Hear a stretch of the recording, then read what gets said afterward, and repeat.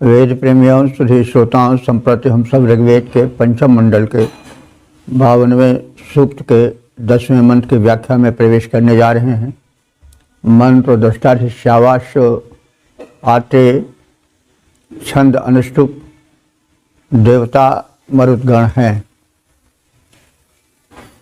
इस मंत्र का शीर्षक है अन्नोत्पादक मरुद्गण। अब संबंधित मंत्र का सर्वप्रथम सत्स्वर पाठ हो जाए। आपथयो विपथयोऽन्तस्पथा अनुपथाः एते भरमह्यन्नामभिर्यज्ञं विस्तारकोहते। इस 10वें मंत्र में मरुद्गणों के गति के अनुसार उनके गमन पथ निश्चित किए गए हैं और उनकी प्रकृति का कथन किया गया है और उनके 4 नाम निर्धारित किए गए हैं।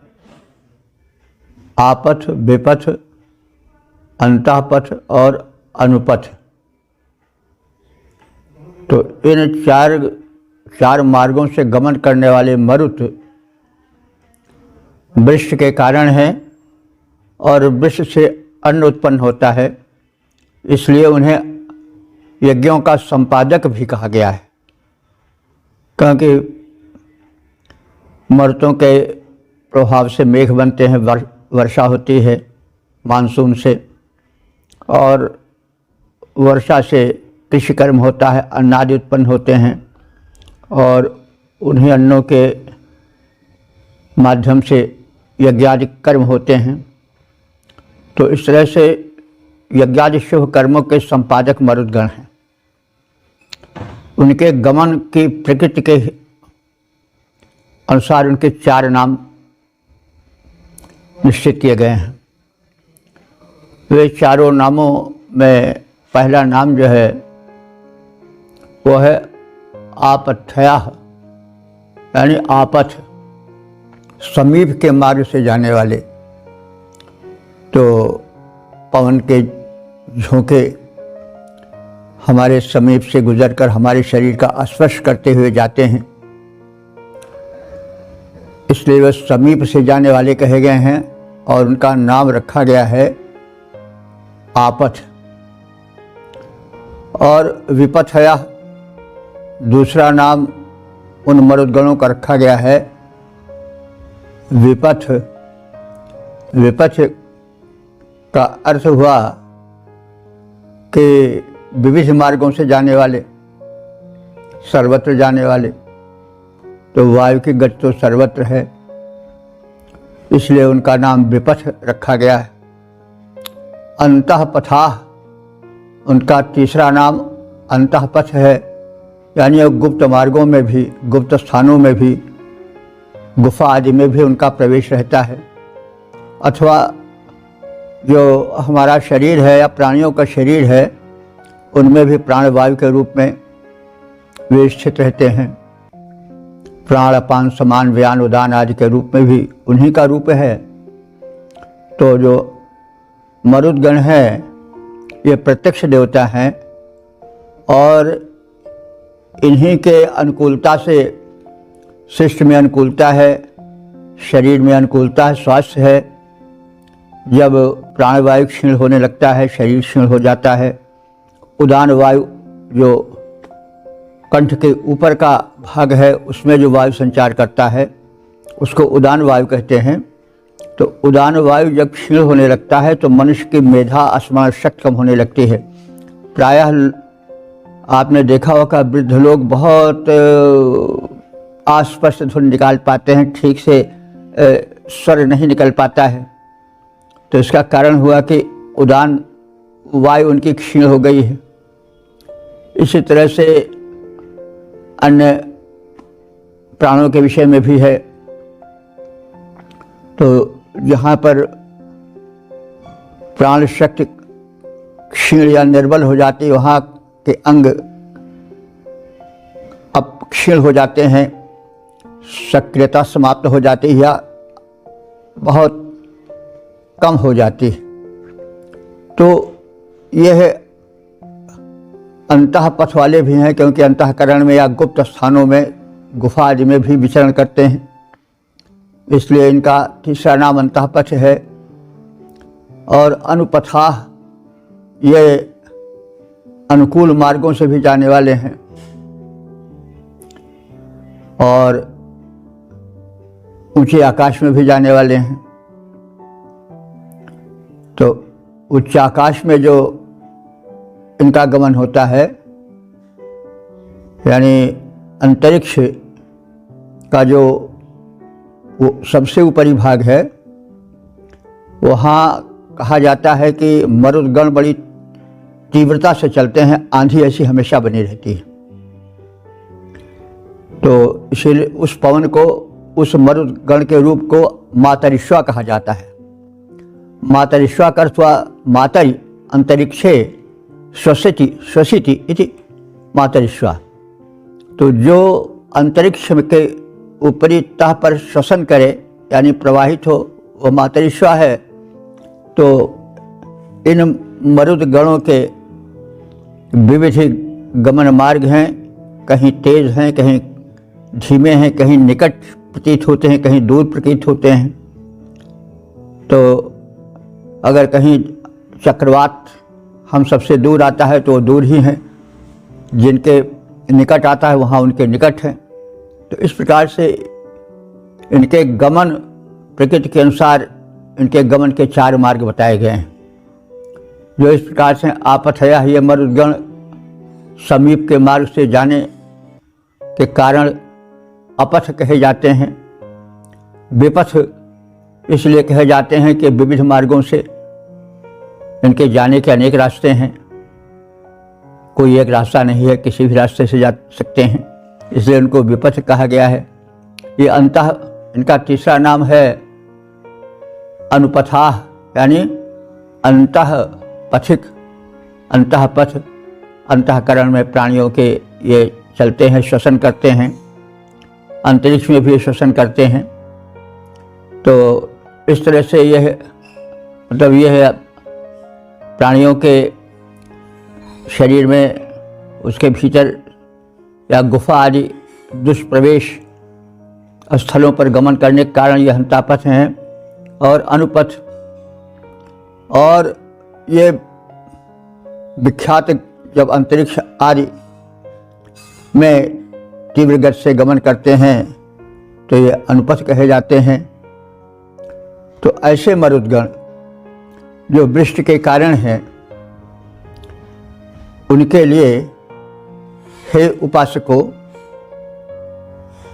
इन शुभकर्मी मरुतों के लिए जो है वो हव्यान प्रस्तुत करो, क्योंकि ये यज्ञ के मुख्य साधन हविष्यान्न के उत्पादक हैं, क्योंकि वृष्टि इनके माध्यम से होती है।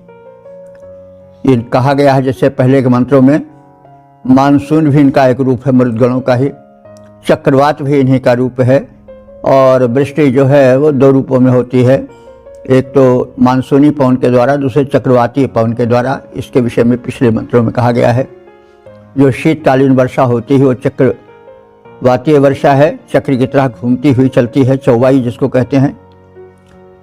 वो कोई एक दिशा नहीं होती, चारों ओर से चक्रवाती कुछ वो बहती है, और जो चारों ओर एकत्र रहते हैं वायु में जल, वो वर्षणशील बन जाते हैं। तो इस तरह से मरुदगण अनेक रूपों में है, जिनको 4 मुख्य रूपों में विभाजित किया गया है। और ये यज्ञ के साधन हैं, क्योंकि यज्ञ में हविष्यान्न जो बनता है वो अन्न के माध्यम से बनता है, और वृक्ष के द्वारा ये मरुदगण अन्नोत्पादन के सहायक हैं, और अन्नोत्पादन के सहायक होने से यज्ञ कर्म में भी सहायक हैं। तो इसलिए ये विशेष उपास्य हैं। तो अपथ, विपथ, अनुपथ, अंतः पथ नाम वाले मरुतों के ये 4 रूप के अनुसार नाम हैं। तो इस प्रकार से इन 4 नामों से विख्यात मरुदगण विस्तृत पथगामी हैं और ऐसे वृक्ष के कारणभूत मरुदगण हम सब के लिए शुभ यज्ञ कर्म करने के लिए अन्न के उत्पादन में सहायक होने के कारण यज्ञ के सहायक हैं और यज्ञ की सामग्री तंडुल, यव आदि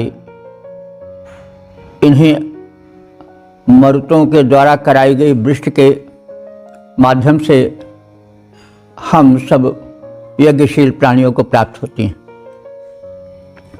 तो अपथ, विपथ, अनुपथ, अंतःपथ नाम मरुत के चार, इनके द्वारा करते हैं ये सभी और संचार। ये विख्यात नामधर मारुत दूर दूर तक जाते, शुभ याज्ञिक कर्मों के हित में सामग्रियां जुटाते। मरुतों का वृक्ष में भी प्रमुख योगदान रहता है। वृक्ष से अन्न उत्पन्न होता है, अन्न से तिल तंडुलादि से यज्ञ कर्म संपन्न होता है। इसी संदर्भ में मरुतों का यज्ञों का सहयोगी होना कहा गया है। ओम वेद प्रेमियों, सुधी श्रोताओं, संप्रति हम सब ऋग्वेद के पंचम मंडल के 52वें सूक्त के 11वें मंत्र की व्याख्या में प्रवेश करने जा रहे हैं। मंत्र दृष्टा ऋषि शावाश्य आत्रेय, छंद अनुष्टुप, देवता मरुदगण हैं। शीर्षक है सृष्टि चक्र के संचालक मरुदगण। अब संबंधित मंत्र का सर्वप्रथम सस्वर पाठ हो जाए।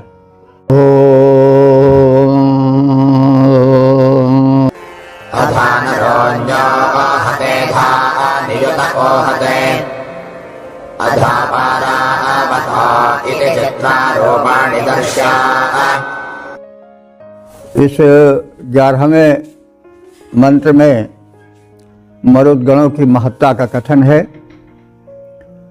वे प्राणी मात्र के हितैषी हैं, कभी दूर से कभी निकट से वे प्राणी मात्र का हित करते हैं और कभी समूह से कभी एकाकी रूप में, भिन्न भिन्न रूपों में वे प्रत्यक्ष देवता मरुदगण मानव मात्र के, प्राणी मात्र के हितैषी बनकर आते हैं। तो इनके इस हित भावना के प्रति कृतज्ञ ऋषि उसी कृतज्ञता और उनके कर्मों का ज्ञापन करता है।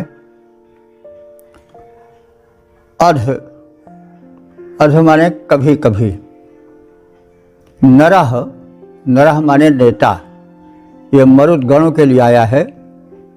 तो वृष्ट्यादि कर्म का ये नेतृत्व करते हैं और इन्हीं कारणों से उनको नेता कहा गया है, क्योंकि यदि मरुत न हो तो वृष्टि संभव नहीं है। तो इस प्रकार से ये निओहते जगत को धारण करते हैं, जगदाधार रूप में दिखाई पड़ते हैं। मरुतों की ही महिमा है। यदि मरुत न रह जाएं तो फिर जीवन भी नहीं रहेगा। तो ये प्रत्यक्ष देवता हैं। हम सब इनके सामीप्य का, इनके प्रति कृतज्ञता का, इनके स्वरूप का ध्यान करके इनको प्रसन्न करने का जितना ही प्रयत्न करेंगे उतने ही मज़े में रहेंगे। जब वायुदेव कुपित होते हैं, वायु और मरुदगण लगभग एक ही हैं। वायु का प्रचंड रूप मरुद बन जाता है, आंधी, तूफान, चक्रवात आदि के रूप में। और यही तो शरीर में भी हैं। जब कुपित होते हैं बाह्य संसार में तो वृक्ष उखाड़ देते हैं, सुनामी ला देते हैं, क्या क्या करते हैं।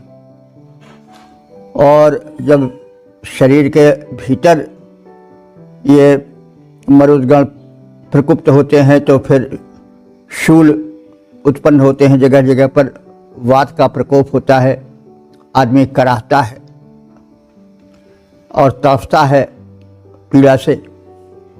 तो वही मरुद अनेक रूपों में विद्यमान है, इनकी संख्या सब मिलाकर 49 बताई गई है, 7 गणों में विभाजन करके। तो ये वास्तव में जगदाधार हैं। और ये मरुदगण अध माने कभी न्यूतः सामुदायिक रूप में मिलजुल करके जगत हित में संलग्न होते हैं।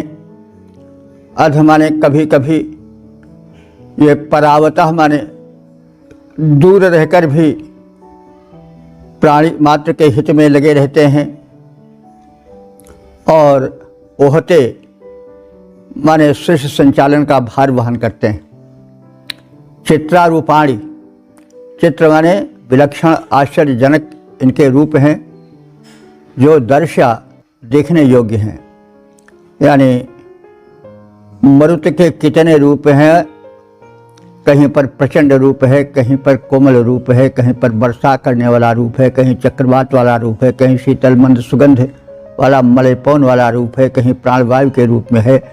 तो इनके रूप भिन्न भिन्न हैं, जो सब यानी श्रवण शक्ति तो इन्हीं से ही संबंधित है। अगर वायुमंडल न रह जाए, पवन न रह जाए तो शब्द एक दूसरे तक नहीं जा पाएंगे। तो कहने का मतलब इनके भिन्न भिन्न रूप हैं, कहीं कोमल, कहीं कठोर, कहीं व्यापक, कहीं सूक्ष्म, कहीं स्थूल आदि आदि। तो भिन्न भिन्न रूपों में भूमंडल के मानव मात्र के, प्राणी मात्र के हितैषी हैं। और इनके विभिन्न रूप दर्शा माने दर्शनीय हैं, देखने योग्य हैं। ये मरुदगण कभी अग्रनेता दृश्यादि के रूप में उसके अग्रगण्य बने दिखाई देते हैं, कभी भिन्न भिन्न रूपों में हमारे सहयोगी बनकर बड़े निकट स्थित प्रतीत होते हैं, कभी दूर रहकर ही ये संसार का भार धारण करते हैं। इस प्रकार इनके विभिन्न विलक्षण रूप देखने योग्य हैं, भिन्न भिन्न प्रकार से मानव मात्र के, प्राणी मात्र के संरक्षक, संवाहक बनकर आते हैं। तो कभी अग्रनेता बन आते, सहयोगी बन आते, कभी दूर से, कभी निकट से रूप विलक्षण धर आते। इस प्रकार संसार चलाते। ओम वेद प्रेमियों, सुधी श्रोताओं, संप्रति हम सब ऋग्वेद के पंचम मंडल के 52वें सूक्त के 12वें मंत्र की व्याख्या में प्रवेश करने जा रहे हैं। मंत्र दृष्टा श्यावाश्र आत्रेय, छंद अनुष्टुप, देवता मरुदगण है, शीर्षक है रक्षक मरुदगण। अब संबंधित मंत्र का सर्वप्रथम सस्वर पाठ हो जाए।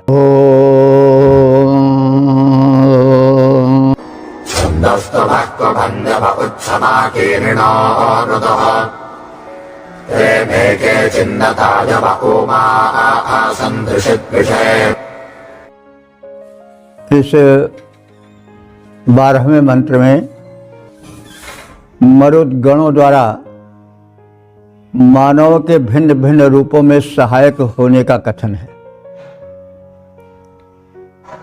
ये कभी प्रकट, कभी प्रच्छन्न रूप से छिपकर,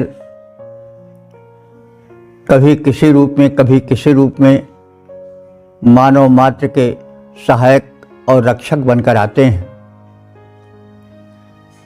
तो इस प्रकार से भिन्न भिन्न रूपों में व्याप्त मरुदगणों के उपकारों और संरक्षण शक्ति के आगे नतमस्तक ऋषि उनकी सराहना करता हुआ, कृतज्ञता ज्ञापित करता हुआ कह रहा है कि ये मरुद्गण कुभन्यवाह, कुभन्यवाह माने मातृभूमि के उपासक हैं। जहाँ रहते हैं वहाँ कल्याण करते हैं। पृथ्वी पर रहकर पृथ्वी वासियों का, प्राणियों का यह कल्याण ही करते रहते हैं भिन्न भिन्न रूपों में।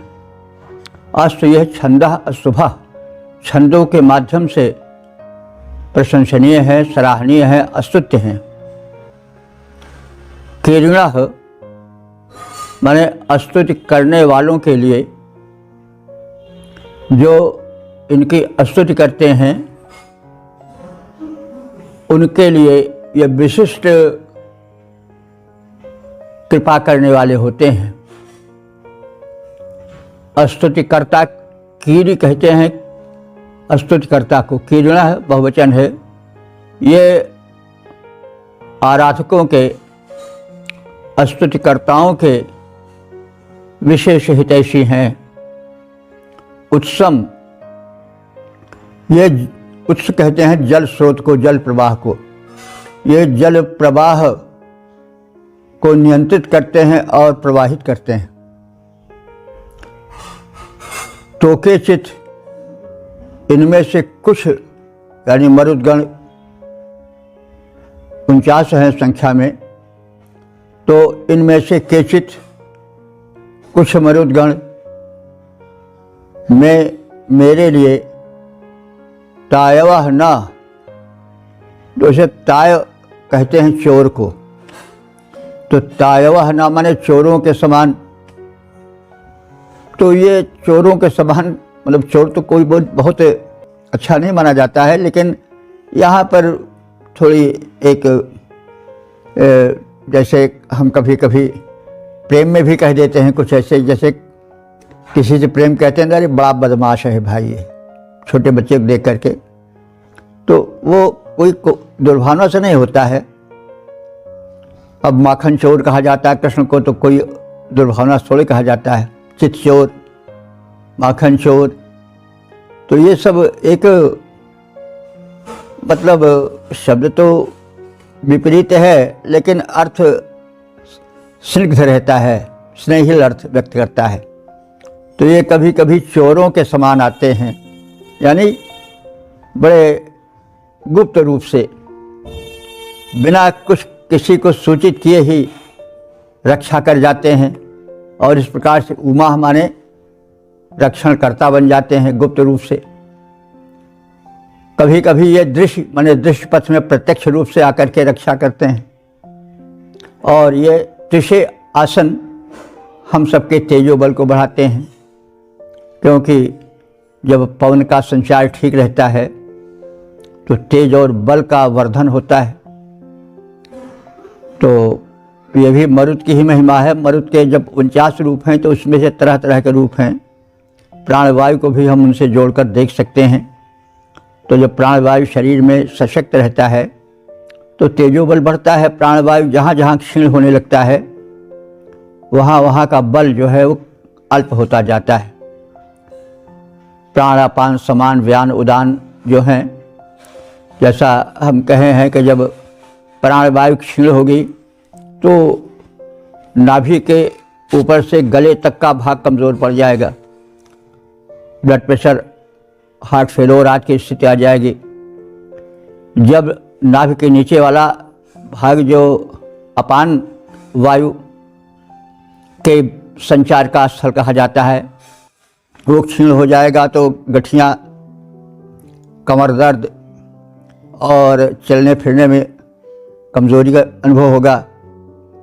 जब कंठ के ऊपर का भाग जो उदान वायु का क्षेत्र है वो क्षीण हो जाएगा तो उस समय आवाज़ लटपट लटपट करके निकलेगी, आवाज़ की तेज़ी समाप्त हो जाएगी और स्मरण शक्ति, नेत्र शक्ति आदि क्षीण होने लगेंगे उदान वायु के क्षीण होने से। या वही ये सब मरुत के ही रूप हैं। और समान वायु जो पूरे शरीर में व्यान वायु जो रहती हैं, व्याप्त रहती हैं, ये जब क्षीण होती हैं तो झुर्रियाँ पड़ने लग जाती हैं। तो इस तरह से अगर ये सशक्त रहते हैं तो तिशे आसन तेजो बल बढ़ाते हैं। तो इस प्रकार से इनकी कृतज्ञता, इनकी उपयोगिता का कथन किया गया है।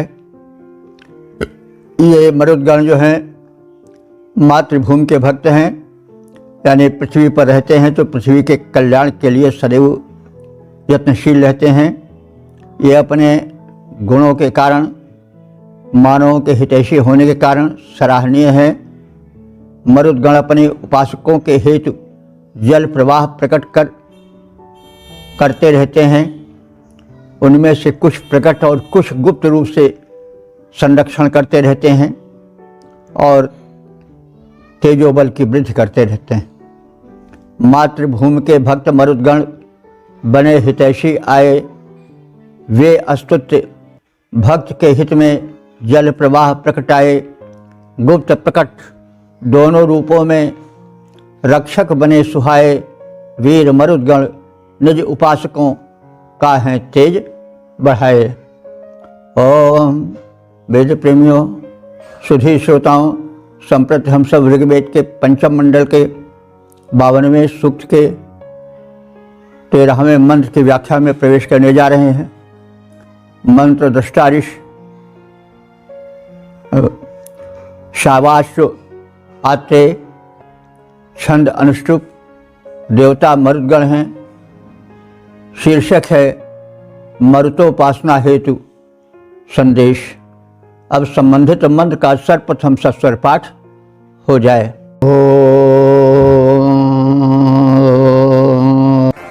यरिष्मारिष्टिविद्युतः कमयः सन्ति वेधसाः अमृषे मारुतं गणं नमस्या रमया गिरा। इस 13वें मंत्र में मरुदगणों की महत्ता, उनकी कृपा दृष्टि से होने वाले कल्याण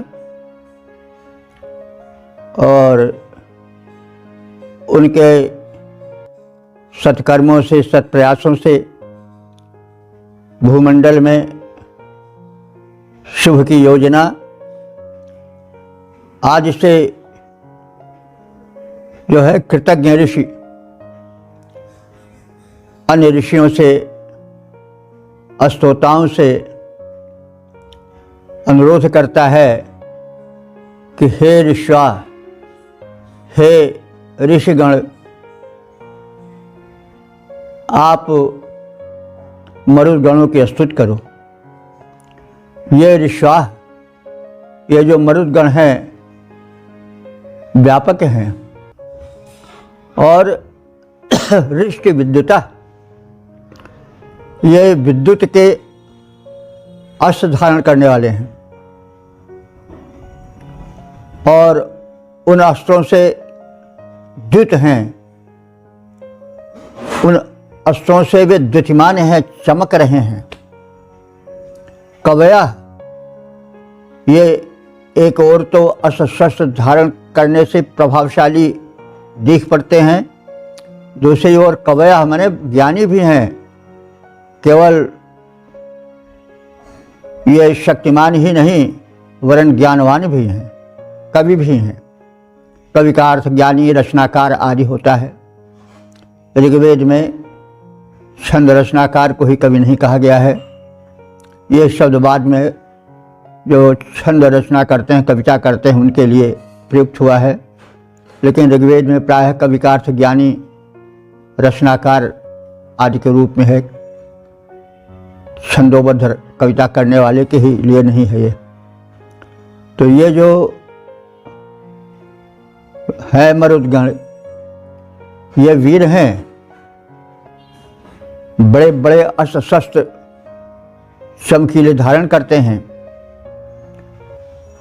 इसके साथ ही साथ ये ज्ञानी भी हैं, यानी जितने प्रचंड हैं उतने ही ज्ञानवान हैं। ये यही नहीं, वेधसा कुशल कर्मी भी हैं। यही नहीं कि केवल तूफान बन करके सब वन वृक्षों को उजाड़ देते हैं, संतुष्ट कर देते हैं लोगों को, ऐसी बात नहीं है। ये कुशल कर्मी हैं, रचनाकार भी हैं, क्योंकि पवन की अनुकूलता से ही तो संरक्षण रचना हो पाती है। तो इनके विविध रूप हैं, भिन्न भिन्न रूपों से ये मानव मात्र का, प्राणी मात्र का, भूमंडल का हित करते हैं। तम मारुतम गणम, उन वीर मरुतों के गण को नमस्य माने नमन करके गिरा रमे, स्तुत्य वाणी से उन्हें आनंदित करो, क्योंकि उनके उपकार अनंत हैं, उनमें अनंत शक्ति है, अनंत रचना शक्ति है। वे प्रत्येक क्षण मानव मात्र के कल्याण के लिए उद्यत रहते हैं। अस्तु नमस्य हैं, उन्हें अपने स्तुति वाणी से प्रसन्न करते रहो। हे ऋषिगण, ये जो बड़े बड़े तीक्ष्ण अस्त्रों से द्योतमान मरुदगण हैं, जो महान हैं, मेधा संपन्न हैं, ज्ञानी हैं, ऐसे वीर मरुदगण जो कर्म कुशल हैं, उन्हें नमन करो। हर्षप्रद स्तुतियों से उन्हें प्रसन्न करो। हे ऋषिगण, ये जो मरुत वीर हैं, द्योतमान अस्त्रों द्वारा जो ज्ञानी, मेधावी, महान, जानता जिन्हें है जग सारा, उन कर्म कुशल मरुतों को विधिवत प्रेम पूर्वक नमन करो। प्रिय हर्ष प्रदायक स्तुतियों द्वारा उनमें आनंद पर्याप्त भरो।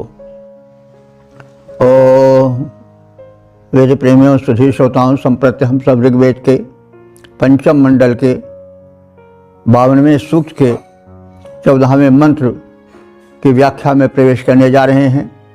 मंत्र दृष्टा ऋषि श्यावाश आत्रेय, छंद अनुष्टुप, देवता मरुदगण हैं।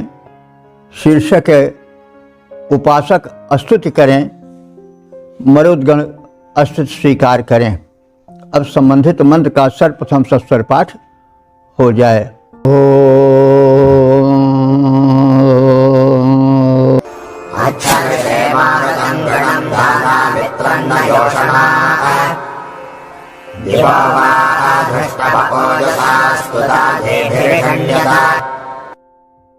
इस 14वें मंत्र में ऋषियों से, याजकों से यह निवेदन किया गया है कि वे प्रेम पूर्वक हविष्यान्न मरुदगणों को अर्पित करें और वीर मरुदगण उन्हें सब प्रेम स्वीकार करें। तो मरुतों के प्रति आहुति अर्पण में प्रेम की तीव्रता दिखाने के लिए उपमा दी जा रही है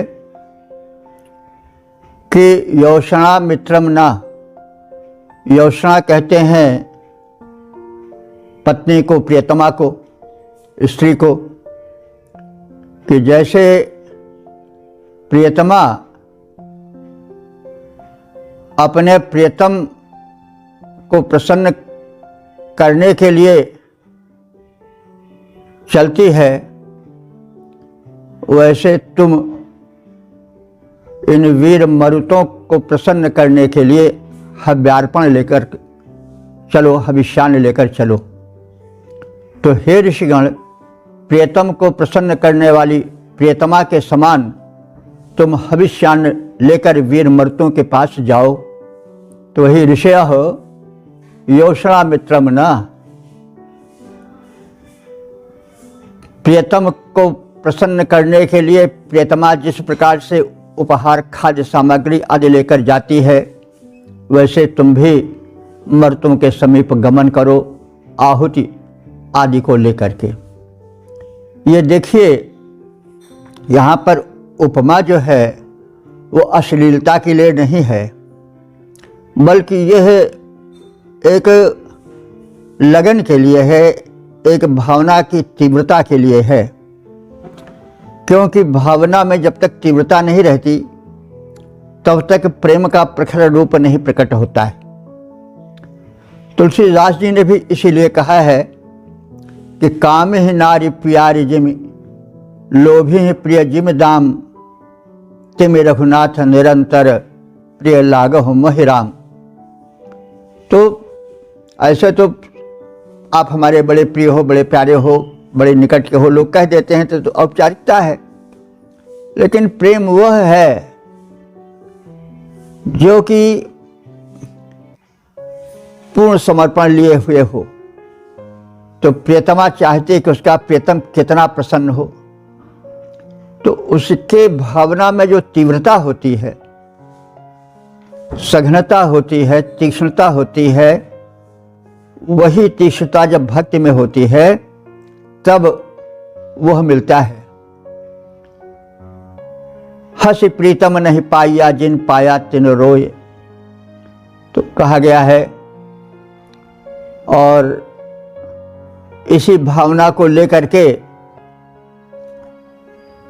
विशेष करके कृष्ण भक्ति में जयदेववाद के माध्यम से जो मधुर धारा प्रवाहित हुई है, उसमें परकीया के प्रेम को विशेष महत्ता दी गई है।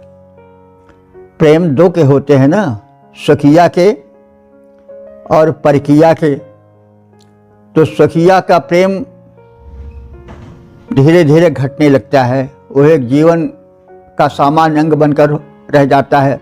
प्रारंभ में भले उसमें ज़्यादा तीक्ष्णता रहती है, लेकिन परकीयत्व में तो बड़ी तीव्रता होती है। जब तक विवाह आदि नहीं हुआ रहता, जब तक लुक छुप करके मिलन की भावना होती है, उस समय प्रेम में बड़ी तीव्रता होती है। तो यही तीव्रता जब परमात्मा में होगी तभी परमात्मा मिल पावेगा।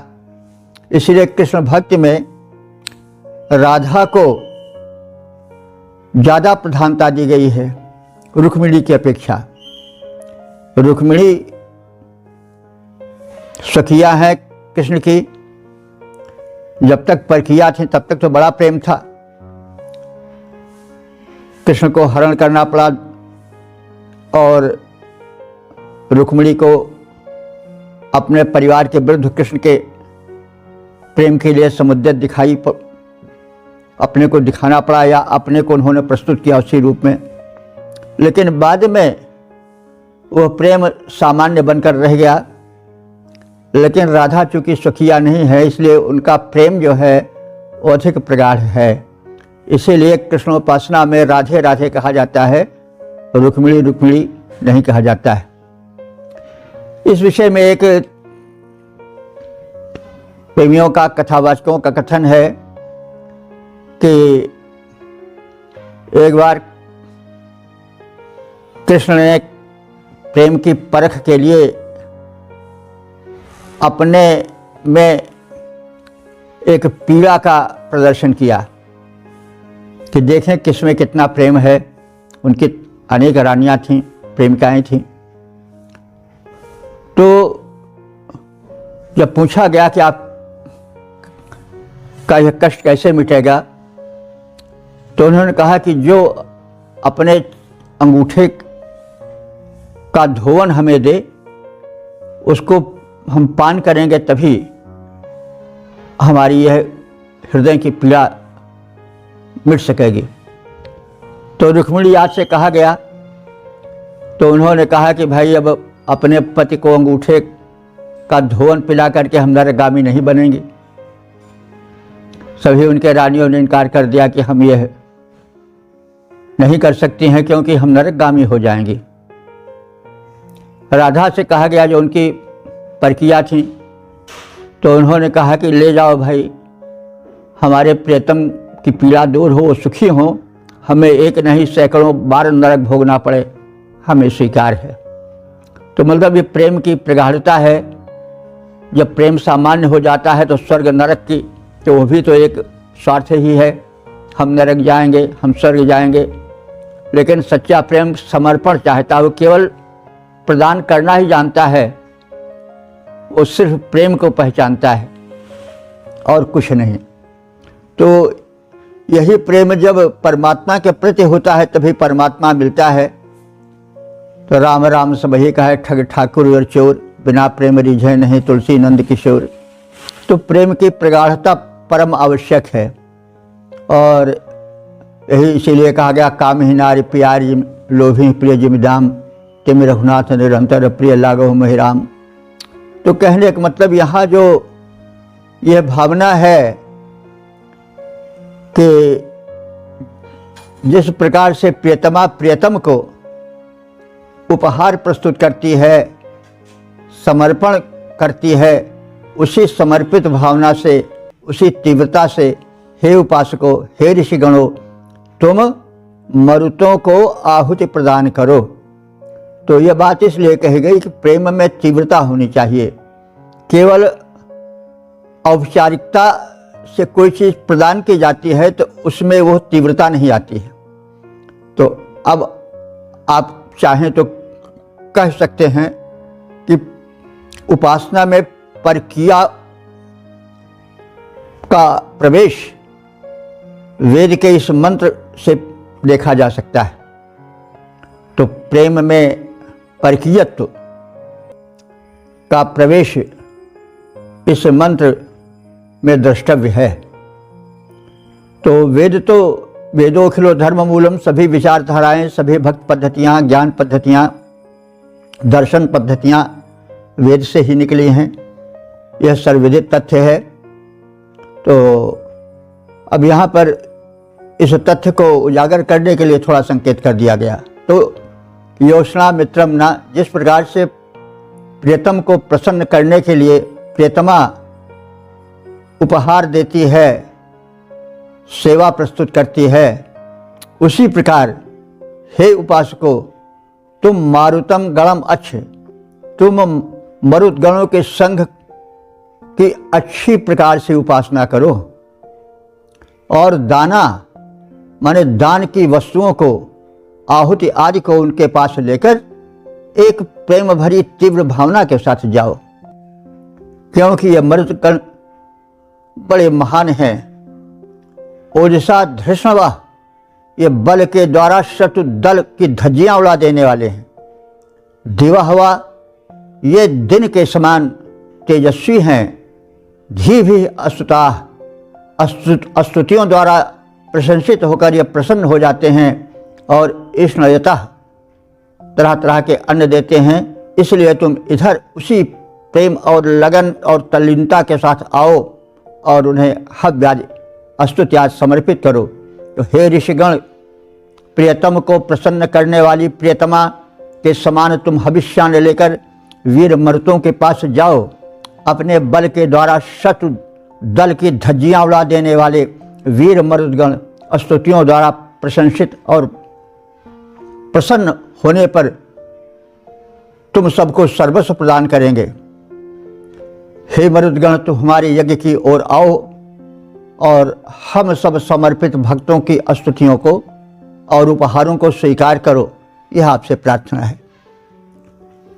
हे ऋषिगण, निज प्रियतम समीप प्रियतमा पहुँच जाती जैसे आहुति लेकर मरुतों के सम्मुख प्रेम भरे जाओ, वैसे धज्जियाँ उड़ा देते अरिदल की मरुत, धज्जियाँ उड़ा देते अरिदल की तुम अपने बल के द्वारा मेरे समीप आओ मरुतों। अस्तुतीर्थ प्रेमी दल सारा, अस्तुतीर्थ प्रेमी दल सारा। इस प्रकार से भक्त अपनी समर्पित भावना प्रस्तुत कर रहा है और भगवान से, आराध्य से स्तुति को स्वीकार करने की प्रार्थना कर रहा है। तो इस प्रकार से भक्ति का, प्रेम का प्रारूप ऋग्वेद में प्रदर्शित किया गया है, जो अनुकरणीय है और बाद की उपासना धाराओं में उसका समावेश होता रहा है। ओम वेद प्रेमियों, श्री श्रोताओं, संप्रति हम सब ऋग्वेद के पंचम मंडल के 52वें सूक्त के 15वें मंत्र की व्याख्या में प्रवेश करने जा रहे हैं। मंत्र सारित, शावाश, आत्रेय, छंद अनुष्टुप, देवता मरुदगण हैं। शीर्षक है परमवीर गुण संपन्न मरुतों को हविष्यान समर्पण द्वारा आराधन। अब संबंधित मंत्रों का सर्वप्रथम सस्वर पाठ हो जाए।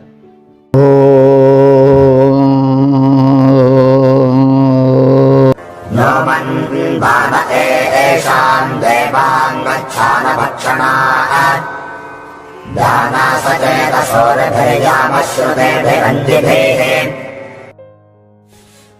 इस 15वें मंत्र में मरुद गणों के पराक्रम की, उनके व्यक्तित्व की प्रखरता का कथन है। इसके साथ ही साथ उपासकों से, ऋतुजों से, स्तुतिकर्ताओं से निवेदन है कि वे इन महान मरुद गणों को हव्यादि समर्पित करें। तो एते ये मरुदगण भो स्तोतारः, हे स्तुतिकर्ताओं, ऋतुजो, येषां देवान अच्छ, इन दिव्य देवों मरुदगणों की अच्छी तरह से प्रार्थना करो, इनको हव्यार्पण करो। नु माने ये मरुदगण शीघ्र ही, मनमाना माने स्तुति करने पर प्रसन्न भी हो जाते हैं।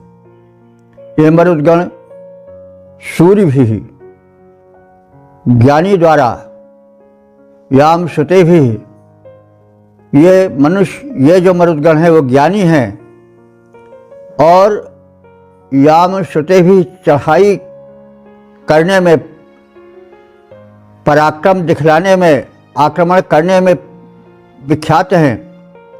अंज भी, और ये आकर्षक वस्त्रालंकारों से अलंकृत रहते हैं, सुसज्जित रहते हैं।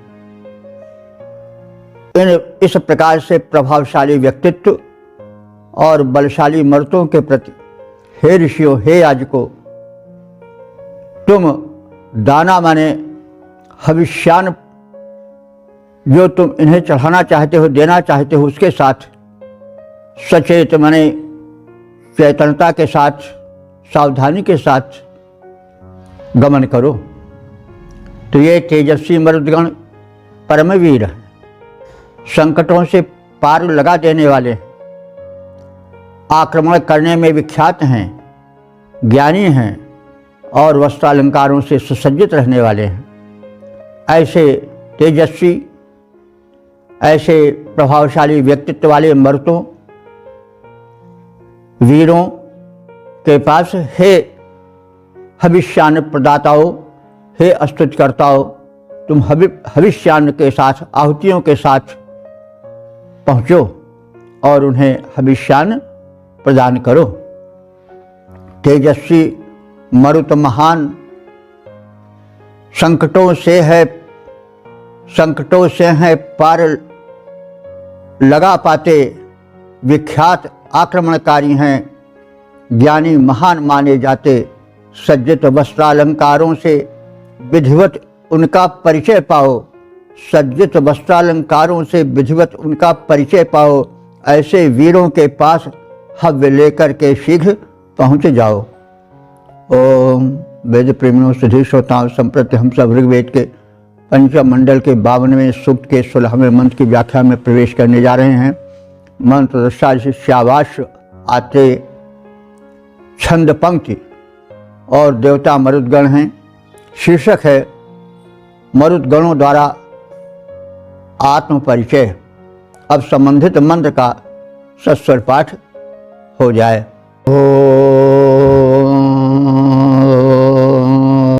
प्रजे मे बन्धेशे गां वोचन्त सोरजः प्रश्निं वोचन्त मातरम् अधा पितरमिष्मिणं रुद्रं वोचन्त शिक्वसः। इस 16वें मंत्र में मरुदगणों के परिचय के विषय में कथन किया गया है। स्वाभाविक है, जब हम किसी की महत्ता सुनते हैं तो उसके परिचय की जिज्ञासा होना स्वाभाविक है। इसी क्रम में इस मंत्र को देखना चाहिए। भक्तों ने, उपासकों ने मरुतों की महत्ता को श्रवण करके जिज्ञासापूर्ण अपने वचन कहे होंगे ऋषि से कि आखिर इतने पराक्रमी मरुत के माता पिता कौन हैं, कैसे इतने महान हैं। तो ऋषियों ने उनका परिचय संक्षिप्त रूप से कहा और ऋषि शाबाश आत्रेय कह रहे हैं कि मैंने जब जिज्ञासा प्रकट की कि हे प्रचंड वीरवर मरुतो, तुम्हारे माता पिता बंधु बांधव कौन हैं, तो उन्होंने कहा, अपना परिचय दिया कि और उस परिचय को सुन करके ऋषियों ने अपने जिज्ञासु जनों से यह कहना प्रारंभ किया कि जब मैंने मरुतों के परिचय विषय की जिज्ञासा को उनके समक्ष प्रकट किया तो वे कहे कि मेरे माता पिता जो हैं वो पृथ्वी और रुद्र हैं। तो बंधु ऋषि, मुझ ऋषि द्वारा उनके बंधु बांधवों के परिचय की जिज्ञासा प्रकट करने पर ये सूर्य, इन शूरवीर ज्ञानी मरुदगणों ने कहा, प्रवोचंत विशेष रूप से कहा मुझसे कि गाम प्रश्निम मातरम विद्धि, जो गोरूप धरा है वही मेरी माता है। यानी मेरी भी जन्मभूमि इसी पृथ्वी से हुई है। मैं पृथ्वी का पुत्र हूँ और ये पृथ्वी गोरूपा है। गोरूप, गो एक बहुत महत्वपूर्ण पशु है, उसे माता भी कहा जाता है और कहीं कहीं तो उसको विष्णु रूप भी बताया गया है कि उसके 4 पैर ही मानो विष्णु की 4 भुजाएं हैं। खैर, भारतीय साहित्य में गो की बड़ी महिमा है और जो भूमि और गाय का संबंध है, यह साहित्य में रामायण और पुराणों में देखा भी जाता है। जब रावण के अत्याचार से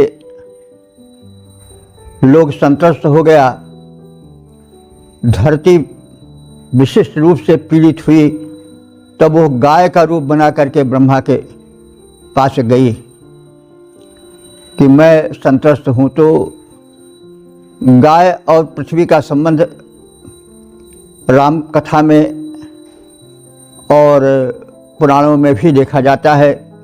युगोप गोरूप धरामि ओर्वीम, ऐसा कथन रघुवंश में भी है। दिलीप ने नंदिनी की सेवा उसी प्रकार से की कि मानो वो हो धरती माता ही हो जो गोरूप धारण करके उन्हें सेवा का अवसर दे रही है। तो युगोप गोरूप धराम योर्वीम। तो इस प्रकार से इस मंत्र में मरुतों ने अपना परिचय देने के क्रम में कहा कि मेरी माता पृथ्वी है जो गोरूपा है, यानी गाय की भांति सात्विक है और अमृत तुल्य उत्पाद प्रदान करने वाली है। तो धरती ही से हमें पुष्ट अन्न मिलते हैं, जीवन मिलता है। तो मरुतों की माता को पृथ्वी कहा गया है। मरुतों ने अपना स्वयं परिचय दिया कि पृथ्वी ही मेरी माता है। और शिव कोशा, उन्हीं समर्थ वीरों ने यह भी कहा, ऋषि का वचन है कि परिचय पूछने पर उन्हीं शिव कोशा हमारे समर्थ वीर मरुतों ने कहा, स्मिड़म रुद्रम, स्मिड़म माने वेगवान, रुद्र ही पितरम, मेरे पिता हैं। यानी मेरे पिता रुद्र हैं और मेरी माता पृथ्वी है, जो गो रूपा है।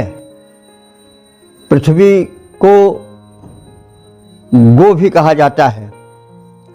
गो शब्द के अनेक अर्थ हैं, उसमें एक अर्थ पृथ्वी भी है। तो मरुत गण अपना परिचय दे रहे हैं कि मेरी माता पृथ्वी है और मेरे पिता रुद्र हैं। तो रुद्रीय भी इनको कहा जाता है मरुतों को। और कृष्ण एक गाय विशिष्ट है, वो उनकी माता मानी गई है। तो कृष्ण मातरम भी इनको कहा जाता है और रुद्रीय भी इन्हें कहा जाता है। तो मरुतों में दोनों गुण व्याप्त हैं।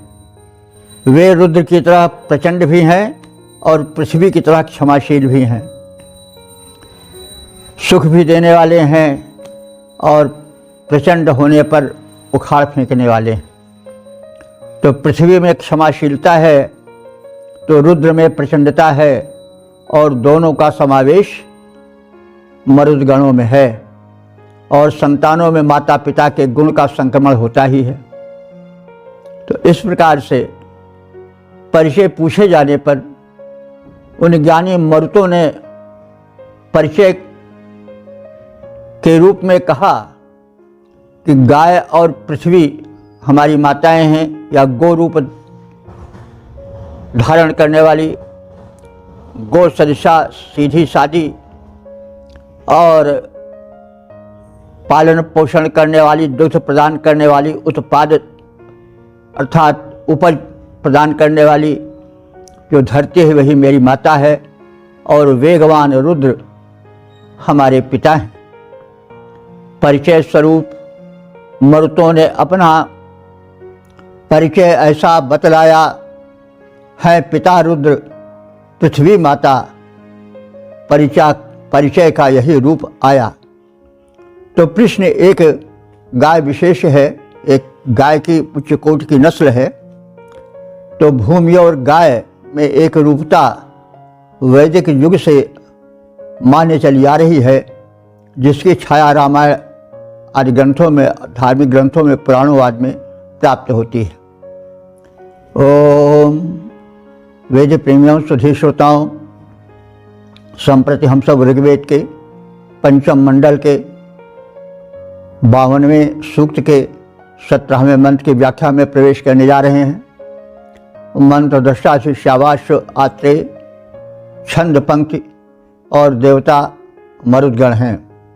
शीर्षक है मरुदगण के अनुदान। अब संबंधित मंत्र का सर्वप्रथम सस्वर पाठ हो जाए।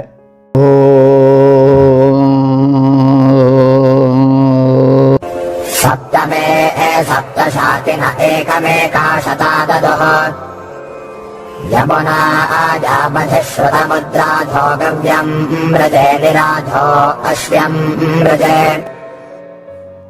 यह 17वां मंत्र जो कि इस सूक्त का समापन वाला मंत्र है, इसमें ऋषि श्यावास ने मरुतों द्वारा प्राप्ति का, उपलब्धि का कथन किया है। उनके दिव्य अनुदानों की चर्चा की है और तदर्थ अपनी कृतज्ञता ज्ञापित की है। सप्त सप्त माने सात सात पंक्ति में चलने वाले ये मरुदगण, जैसा पहले भी निवेदित किया गया है कि मरुदगण की संख्या कुल मिलाकर के 49 है और सात सात का इनका एक गण, एक दल रहता है। तो ऋषि श्यावास ने इन सात सात दलों में विभक्त सैनिक गुण से परिपूरित मरुद गणों से क्या उपलब्धि की, क्या अनुदान पाया, इसका कथन है। ऋषि कह रहे हैं कि शकिनः माने समर्थ इन मरुद वीरों में से एकम एका माने इनमें से प्रत्येक ने मैं शता ददु, मैं मेरे लिए शता माने सैकड़ों गव्यम गाय के समूह को, ददुह माने दिया, राधा माने धन यानी गोधन को मुझे प्रदान किया, क्योंकि उस समय का सबसे बड़ा धन गोधन था। तो इन मरुद गणों में से प्रत्येक ने मुझे 100 गोधन प्रदान किए और अशव्यम राधा, अशव्य माने अश्वों के समूह, जैसे गव्य कहा गया है गाय का समूह, वैसे अशव्य कहा गया है अश्वों का समूह। वैसे गव्य जो गाय से निकलता है, दूध दधि घृत आदि को भी गव्य कहा जाता है, लेकिन यहाँ पर गव्य माने गायों का समूह कहा गया है। उसी तरह से अशव्य, अश्व से अशव्य बना है, राध माने धन। तो इन मरुतों में से प्रत्येक ने मुझे 100 गायों का समूह धन के रूप में प्रदान किया, यानी गोधन प्रदान किया। और इसी प्रकार इन्होंने अशव्यम राधा, अशव्य माने अश्वों के समूह का धन हमको प्रदान किया, अश्वधन प्रदान किया। और मैंने यमुना याम अधि और इस गोधन को और इस अश्वधन को यमुना नदी के जल में प्रक्षालित करके उनमें गुण संवर्धन किया। निमृज माने उनको धोया, तो गाय को नहलाया गया, अश्वों को नहलाया गया। और उसके साथ यह भी बताया गया कि मैंने इनको निमृज माने धो करके इनमें गुण संवर्धन किया, स्वच्छ और पवित्र तो बनाया ही, साथ साथ इनमें गुण संवर्धन किया। इसका मतलब हुआ कि यमुना के जल में कुछ ऐसा वैशिष्ट है जिससे गोधन का संवर्धन होता है और अश्वधन का भी संवर्धन होता है। यानी गायें पुष्ट होती हैं यमुना के जल के स्पर्श से और उसके पान से और उसके प्रभाव से उत्पन्न वनस्पतियों के चरने आदि से। इसीलिए समझ पड़ता है कि मथुरा, वृंदावन आदि में गोधन विशेष रूप से संवर्धित थे। तो ऐसा कुछ गुण होगा, अब ये तो शोध का विषय है, लेकिन ऋषि अपना अनुभव बता रहा है कि जो मुझे गोधन और अश्वधन प्रदान किया, मैं उनको यमुना के जल से पवित्र किया, उनमें गुण संवर्धन किया और मरुदगणों के प्रति मैंने भक्तिभाव समर्पित किया, कृतज्ञता ज्ञापित की। तो इस 7 संख्यक मरुदगणों में प्रत्येक ने मुझ ऋषि को 100 गायें दी और अश्व समूह रूपी संपत्ति दी। उस विस्तृत गोधन और अश्वधन को मुझ ऋषि अश्वभ्य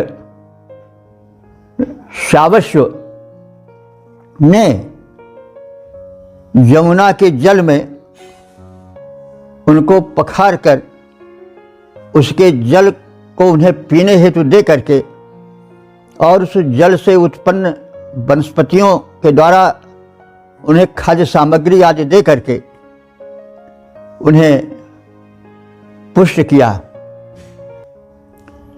पवित्र बनाया, उनमें शक्ति संवर्धन किया, उनमें गुण वर्धन किया।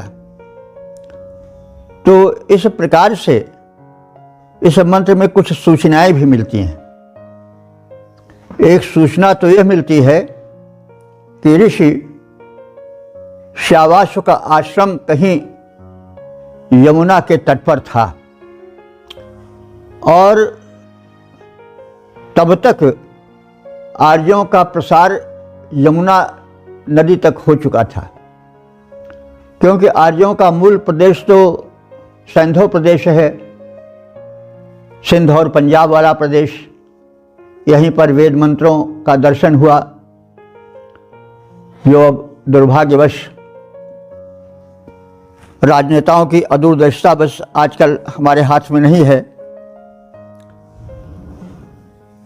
तो वो पाकिस्तान की भूमि पर है जहाँ की खुलेआम गोवध होता है, मांसभक्षी विशिष्ट है वो प्रदेश।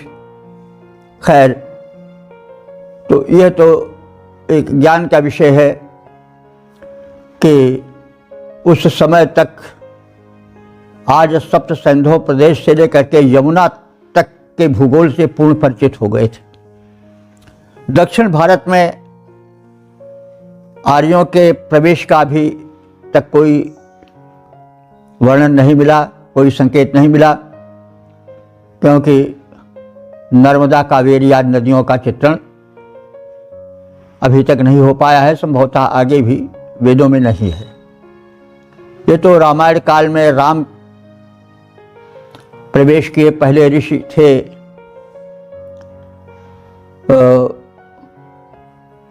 वे गए, ऋषिगण गए जिन्हें राक्षस लोग रोकते थे कि आगे ना में हम उस पर अपना कब्जा किए हुए थे। तो बहरहाल यमुना नदी तक आर्यों का प्रसार हो चुका था। यह ऐतिहासिक सूचना भी इससे मिलती है और यह भी संकेत मिलता है कि यमुना के जल में गायों के और घोड़ों को स्वस्थ रखने की कुछ विशेषता है उस जल में, और इन्हीं सब विशेषताओं के कारण यमुना को पवित्र नदी में गिना जाता है। गंगा और यमुना का साथ ही साथ नाम लिया जाता है। तो यह यमुना के जल के वैशिष्ट की ओर भी संकेत है। यह वैज्ञानिक शोध का विषय है और इसका अगर हम आध्यात्मिक अर्थ लें तो भी इसका अर्थ इस प्रकार से किया जा सकता है कि गोधन की चर्चा हुई है तो गो का अर्थ किरण भी होता है और गो का अर्थ इंद्रिय भी होता है, गो का अर्थ पृथ्वी भी होता है। तो ये आप सब जानते ही हैं। तो गो का अर्थ किरण और इंद्रिय भी होता है। तो अश्व ऊर्जा प्रवाह को कहा जा सकता है, क्योंकि ऊर्जा का, शक्ति का मापन अंग्रेजी में भी हार्स पावर से होता है, अश्व शक्ति से होता है। तो अश्व ऊर्जा प्रवाह के प्रतीक रूप में देखा जा सकता है। प्राण साधना से इंद्रियों में ऊर्जा का प्रवाह होता है। उस ऊर्जा को चेतना रूपी यमुना में धोकर पवित्र बनाने से कल्याण की प्राप्ति होती है। तो इस प्रकार से यमुना के जल से अध्यात्म का भी संबंध है और साधना से भी संबंध है, इसीलिए गंगा के किनारे भी आश्रम बहुत बने, यमुना के किनारे भी आश्रम बने। और प्रतीत होता है कि ऋषि श्यावाश आत्रेय का आश्रम कहीं इन्हीं तटों पर यमुना जी के रहा होगा। तभी उन्होंने यह कहा है कि मैंने यमुना के जल में इन मरुदगणों द्वारा प्रदत्त गोधन और अश्वधन को स्वच्छ बनाया, उनका परिमार्जन किया, उनको धोया, सफाई उनकी की, उनके जल आदि यमुना जल आदि से उन्हें पवित्र किया, उन्हें पानार्थ प्रस्तुत किया और यमुना के जल से उत्पन्न वनस्पतियों को उन्हें चारा के रूप में प्रस्तुत किया और उनका विकास हुआ। तो ये सब बातें विचारणीय है। यमुना के जल के वैशिष्ट्य का भी कथन है और आध्यात्मिक ऊर्जा प्रवाह का भी इसमें संकेत मिलता है कि इंद्रियों में अश्वशक्ति का ऊर्जा का प्रवाह मरुतों के द्वारा यानी प्राणायाम के द्वारा होता है और उस ऊर्जा को यमुना यानी एक नवीन चेतना से जोड़ दिया जाता है तो मानव के व्यक्तित्व में विकास होता है और वह धन धान्य से समृद्ध हो जाता है। तो इस प्रकार से हमने इस सूक्त की संक्षिप्त व्याख्या के विषय में ज्ञान प्राप्त किया। यह तो आप सब जानते हैं कि यह जो सूक्त है वो ऋग्वेद के पंचम मंडल का है, सूत्र संख्या 52 है। इसमें 17 मंत्र हैं। सभी मंत्रों के दृष्टा श्यावाश आत्रेय हैं, देवता मरुदगण हैं और मंत्र संख्या 6, 16 और 17 को छोड़ करके शेष मंत्र जो हैं वो अनुष्टुप छंद में निबद्ध हैं। अब इसका संक्षिप्त सार यूँ जाना जा सकता है कि मरुतों को एक वीर सैनिक के रूप में दिखाया गया है। ये मरुदगण जो हैं वो इंद्र के निकट के सहायक हैं, सैनिक गुणों से भरपूर हैं और ये सैनिकों को आत्मबल से और रण कौशल से भरने वाले हैं। इसलिए प्रथम 2 मंत्रों में वीर सैनिकों से यह कहा गया है कि हे वीर सैनिकों, तुम मरुदगणों से प्रेरणा लो, उनकी उपासना करो और उनका व्यक्तित्व, पराक्रम, प्रचंडता, उग्रता धारण करो और युद्ध में शत्रुओं का संहार करो, विजय श्री प्राप्त करो। इसके अतिरिक्त मरुतों के महिमा का, उनके गुण का कथन किया गया है, स्तुतियाँ की गई हैं। मरुतों को वृक्ष का कारण बताया गया है। वे 7 गण में विभक्त होकर के 49 संख्यक हैं। ये भिन्न भिन्न रूपों में पृथ्वी का कल्याण करने वाले हैं, प्राणी मात्र के हितैषी हैं। ये वृक्ष के कारण हैं, यही मानसून बन जाते हैं। लक्षणों से प्रतीत होता है, जैसा कहा गया है मंत्रों में, कि मरुदगण वेग से बादलों को टकरा देते हैं परस्पर और वे वृक्ष के लिए विवश हो जाते हैं, विद्युत रूपी भाले उन पर चलाते हैं। तो ये तो वैज्ञानिक तथ्य है ही कि जब प्रवाह पवन का तीव्र होता है, मानसूनी पवन का, तो बादल आपस में जब संघर्षित लड़ते हैं तो बिजली चमक उठती है और इन सबसे वृक्ष की भूमिका बनती है। ये तो वैज्ञानिकता है। तो अब काव्य में भक्ति होने के कारण उसको रूपक अलंकार में कहा गया है। लेकिन यह वैज्ञानिकता भी ऋषियों को ज्ञात थी कि वर्षा के कारण मरुत हैं, और मरुत एक प्रवाह है वायु का तीव्र गति वाला, जो कि मेघों को परस्पर संघर्षित करके विद्युत उत्पन्न करता है और वृष्टि कराता है।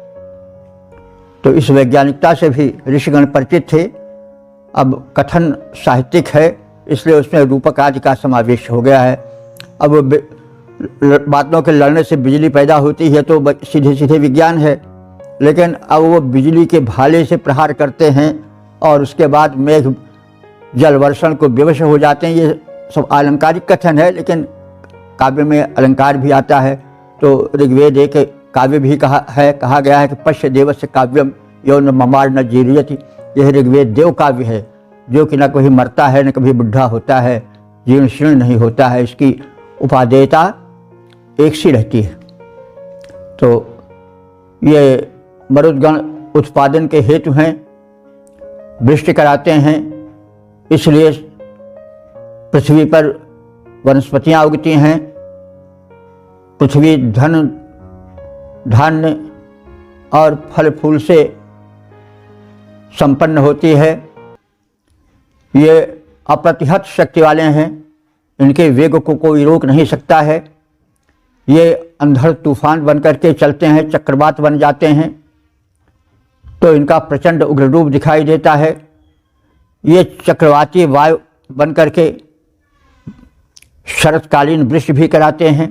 तो ये सब ज्ञान ऋषियों को था कि शरतकाल की वृष्टि चक्रवाती पवन के कारण होती है, चक्रवाती मरुदगण के कारण होती है, और जो ग्रीष्मकालीन वृष्टि होती है जिसको वर्षा ऋतु कहते हैं, उसमें एक पवन का प्रवाह आता है, वो भी मरुदगण का रूप है। आजकल हम उसको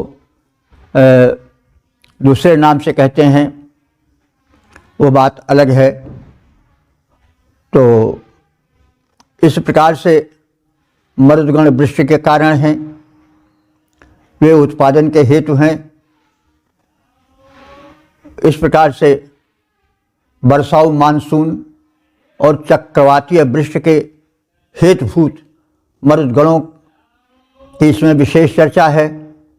मरुदगण के अनेक रूप हैं, वे भांति भांति से प्राणियों के हित में संलग्न रहते हैं, और यह विशेष द्रष्टव्य है कि ऋग्वेद के ये देवता प्रत्यक्ष देवता हैं, प्रतीक नहीं है कि इनमें एक वरवश आस्था स्थापित करके इनमें प्राणवत्ता लाई जाए, इनमें शक्तिमत्ता लाई जाए और अपने भावना का फल पाया जाए, बल्कि तो प्रत्यक्ष देवता हैं।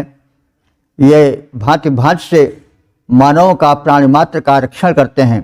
यदि मरुदगण न रहें तो धरती जो है वो निष्प्राण हो जाएगी, धरती पर जीवन ही संभव नहीं है। तो इस प्रकार से मरुतों का महिमा मंडन किया गया है। बीच बीच में वैज्ञानिकता भी झलकती प्रतीत होती है। हमने संक्षिप्त में उसे प्रकट करने की चेष्टा की है, और जो पाठक हैं, श्रोता हैं, वो उस पर विशेष विचार करें और वेदाध्ययन को, वेद के विज्ञान को, वेद के अध्यात्म को, वेद के जीवन दर्शन को समझें, समझाएं, प्रचार प्रसार करें। आज मानवता सब कुछ होते हुए भी तड़फ रही है, आज शांत नहीं है, अशांत है, क्योंकि वो भ्रमित है। बौद्धिक सफलता ज़रूर मिल गई है, लेकिन उतनी ही वो भ्रमित भी है, उतनी अशांत है। तो वो वेद के माध्यम से शांति और सुख प्राप्त कर सकती है। इसलिए वेद जो है पंथ निरपेक्ष है, यह ज्ञान का मूल स्रोत है, यह मानव मात्र के लिए है।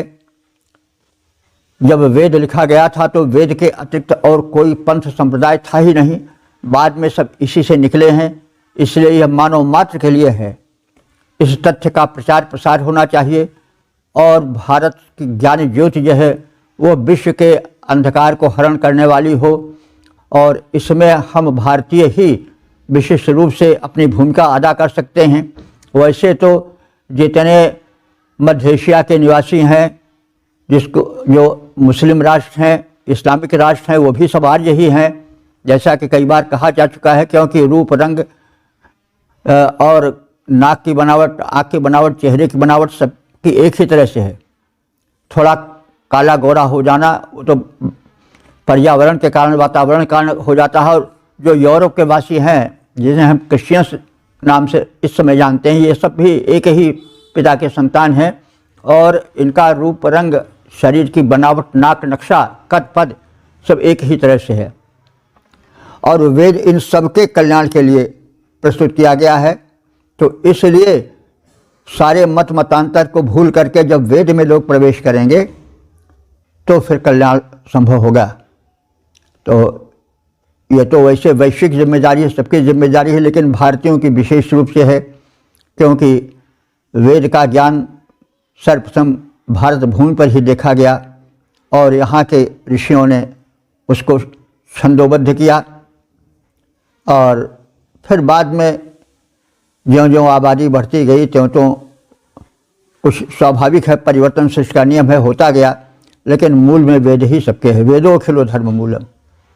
तो इस प्रकार से एक रूपता लाने के लिए वेदाध्ययन आवश्यक है। आत्म कल्याण के लिए, समाज कल्याण के लिए, लोक कल्याण के लिए वेद के सूक्ष्म ज्ञान से परिचित होना आवश्यक है। बातें कुछ अलंकार में कही गई हैं, कुछ भाषा की जटिलता के कारण कठिन जरूर हुई हैं। हम सब उसकी चेष्टा कर रहे हैं, हम सब यह चेष्टा कर रहे हैं कि वेद का सहज अर्थ, उसका मानवीय, वेद की मानवीय संकल्पना और विश्व बंधुत्व को प्रस्तुत किया जाए, जो वेद का मूल संदेश है। तो इस प्रकार से हम पुनः पुनः अनुरोध करते हैं कि वेद को समझें, समझाएं और उसमें जो भिन्न भिन्न दार्शनिक सिद्धांत हैं, वैज्ञानिक सिद्धांत हैं और जो तमाम बातें अभी तक नहीं लोग खोज पाए हैं, वो सब भी हम वेदों के माध्यम से जान करके उस पर भी आगे कार्य करें। इस प्रकार से लोक कल्याण करें। तो अब हम अपने वाणी को विराम देते हैं। ओम सर्वे भवन्तु सुखिनः, सर्वे सन्तु निरामयाः, सर्वे भद्राणि पश्यन्तु, मा कश्चित् दुःखभाग् भवेत्।